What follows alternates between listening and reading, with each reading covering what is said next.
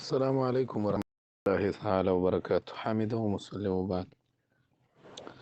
یو محترم ورور پوښتنه کړې ده چې یاره دریم او څلوېښتي په اسلام کې څه حکم لري.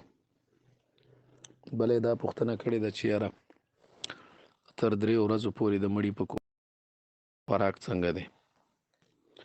بله پوښتنه دا کړې ده وایي چې یاره د خواوشا ګاونډیان او خپلوانې دي هغوی به ورته طعام او ډوډۍ راوړي. جناب محترمه، دریم او څلوېښتي تخصیص یې کول چې په همدغه ورځ باندې ورپسې دغه ضروري دی، نو دا بیا بدعت دی او بیا دا کار نه دی په کار، ځکه دا بدعت سیئه دی. باقاعده طور سره فقهاو لیکلی، ډېرو فتاوو لیکلی. نو دریمه او څلوېښتي یا په همدغه ورځ باندې تخصیص کول چې په دې ورځ دا ختم کول یا دا خیرات کول ورپسې ضروري دي، یا په دې ورځ ثواب ډیر دی، یا یې که ونه کو نو خلک را پورې خاندي، نو دا ټولې سلسلې چې کومې دي دا د بدعت دي. شریعت کې د دې هیڅ اعتبار نشته. پاتې شوه دویمه خبره چې یاره د مړي په کور کې خوراک تر 3 ورځو پورې، نو داسې د دعوت شکل دی نه ورکوي چې داسې دعوتي او نور که لرې ځای نه کوم میلمانه راغلي نو هغوی باندې خو به خامخا ډوډۍ خوري، هغوی خو ماران نه دي. دا کفایت المفتی کې لیکلي، هغوی به څه خوري؟ هغوی خو به خامخا لرې ځای نه بل ځای نه راغلي میلمانه دي، نو هغوی خو به خامخا څه خوراک کوي که نه.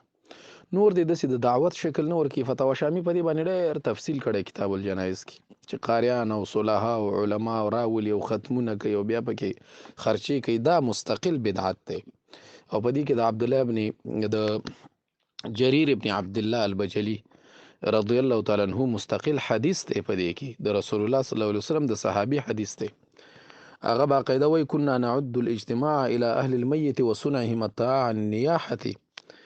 نو دا چې مستقل دعوتونه او دعوت تر 3 ورځو پورې، اوله دویمه دریمه، نو دا 3 ورځو پورې د دعوت په شکل باندې اتخاذ الطعام یعنی ډوډۍ برابرول دا مستقل بدعت سیئه دی او هغه بدعت دی چې مطلب شریعت کې ناروا دی. دا مسله باقاعده طور سره امداد الاحکام جلد 1 صفحه 109 باب السنة والبدعت کې راخیستی. همدغه مسله احسن الفتاوا هم راخیستی. احسن الفتاوا په 3 جلد 4 صفحه 214 کتاب الجنایز کې راخیستی.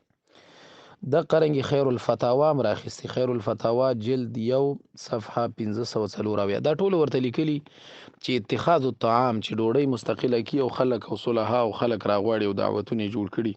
ځکه دې کې د فتاوا شامي عبارت را نقل کړی دی لانها دعوت بارکه ویل انها شرعت فی السرور لا فی الشرور. دعوتونه خو په خوشحالۍ کې په غم کې نه. نو دا دیواله دوا. دریمه خبره تاسو دا وکړه چې یاره دا خواوشا ګاونډیان دا سنت عمل دی مستقل. دا د رسول الله صلی الله علیه وسلم په فرمان سنت دی. رسول الله صلی الله علیه وسلم د تره زوی شهید شوی جعفر ابن ابي طالب په غزوه موته کې.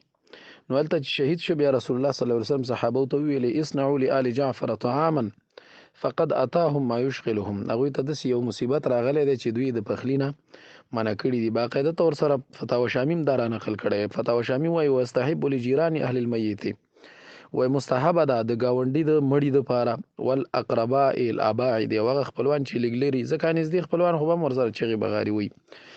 نو تحیت الطعام لهم، وګوره دا وایي دومره ډوډۍ ورته د دوی دپاره برابرول دا مستحب او سنت طریقه ده. یشبعهم یومهم ولیلتهم، دا وګوره چې د دوی یوه شپه او یوه ورځ کافي کېږي. احسن الفتاوا کې لیکلي دي د یوې شپې یوې ورځې نه زیاته بیا ښه نه ده. که څوک یې راوړي ښه خبره ده، خو مستقل سنت که ورته ووایي نو بیا ښه نه ده. سنت یوه شپه او یوه ورځ ده، ځکه رسول الله صلی الله علیه وسلم باقاعده طور سره د یوې شپې او د یوې ورځې حکم پکې ثابت دی. نو د ګاونډیانو د مړي ته یوه شپه او یوه ورځ د مړي کور ته ډوډۍ راوړل دا سنت دي او په کار دی چې ورته راوړي. السلام علیکم ورحمت الله.